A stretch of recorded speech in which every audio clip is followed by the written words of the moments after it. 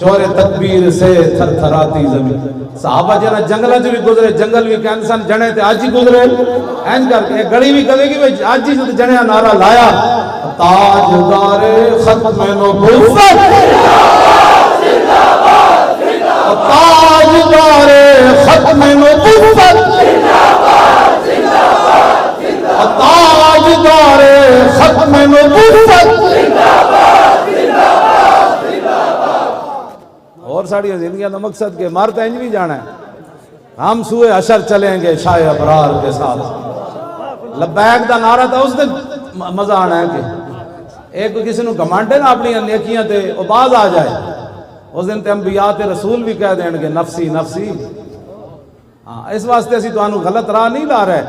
اس دن تے انبیاء تے رسول بھی کہہ دیں گے نفسی نفسی اذهبوا الى غیری, اور کہیں جاؤ. اس دن حضور ہی فرمان گے وانا اول الناس خروجا اذا بعثوا وانا قائدهم اذا وفدوا وانا خطیبهم اذا انصتوا وانا شفیعهم اذا حبسوا وانا مبشرهم اذا یئسوا الکرامۃ والمفاتیح یومئذ بیدی ولواء الحمد یومئذ بیدی.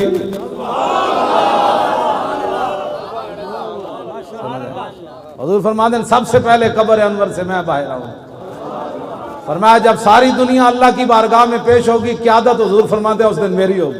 اس دن پھر لبیک دا نعرہ جڑے آج گونگے بن کے بہن نا یہ سیاسی نعرہ ہے, اسی اس دن کہنا ہے تو آج مذہبی لا پیچھے ہٹ. آج ہم ان کو سیر دیکھیں گے, منکر آج ان سے التجا نہ کرے. آج یہ سیاست ہے, آج حضور کے بارے کہنا میں حاضر ہوں یہ سیاست ہے, میرے بچے بھی حضور آپ کی عزت کے لیے حاضر ہیں یہ سیاست ہے, میرا مال بھی حاضر ہے یہ کوئی سیاست ہے, میری عزت بھی حاضر ہے آپ کے لیے کوئی سیاست ہے. جب تک بندہ یہ باتیں کرتا ہے, حضرت حسان جب تک حضور کی نعت پڑھتے تھے نا ممبر پر, حضور خود ممبر بچھاتے تھے, فرمایا حسان اور میرے دشمنوں نے جواب دے.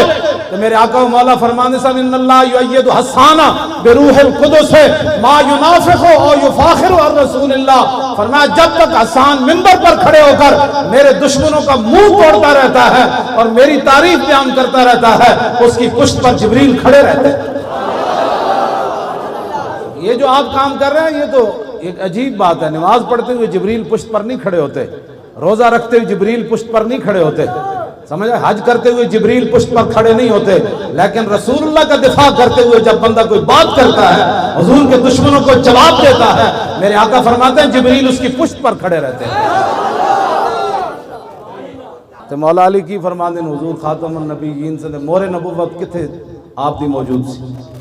عن علی رضی اللہ تعالی عنہ قال لم يكن رسول الله صلی اللہ تعالی علیہ وسلم بالطویل الممغط ولا بالقصیر المتردد وكان رباطا من القوم ولم يكن بالجاد القتد ولا بالسبت كان رجلا شارا ولم يكن بالمطهم ولا بالمقلسم وكان في وجهه تدبير ابيض مشرب ادعج العينين اهده الاشفار جليل المشاشب القتد اجرد ذو مسربة شسن الكفين والقدمين اذا مشى تطلع كانما ينحط من سبب واذا التفت معه بين كتفي خاتم النبوة وهو خاتم النبيين.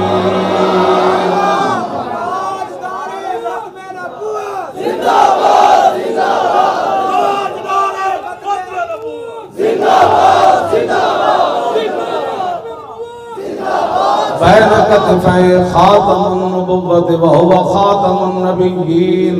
اجود الناس صدرا واصدق الناس لهجة والينهم عريقة واكرمهم عشيرا مرا بداهة هابا ومن خالته معرفته احبه يقول نائد لم مر قبله ولا بعده مثلا. حضور دے دوویں مبارک کندھیاں دے درمیان مور نبوت تھی, اس لیے کہ حضور آخری نبی. راوی کون ہے؟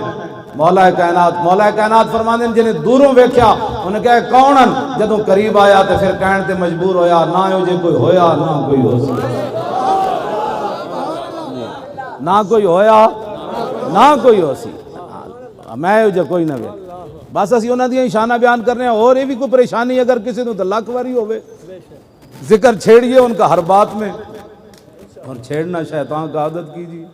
لبیک دا نعرہ بھی سیاسی ہو گیا, تاجدار ختم نبوت دا نعرہ بھی سیاسی ہو گیا, لا الہ الا اللہ محمد رسول اللہ پڑھنا بھی سیاسی ہو گیا، مسجد میں سپیکر بھی سیاسی ہو گیا، سورہ انفال بھی سیاست ہو گئی، سورہ توبہ بھی سیاست ہو گئی، تو پھر دسو اسلام کیڑے پاسے کھڑا؟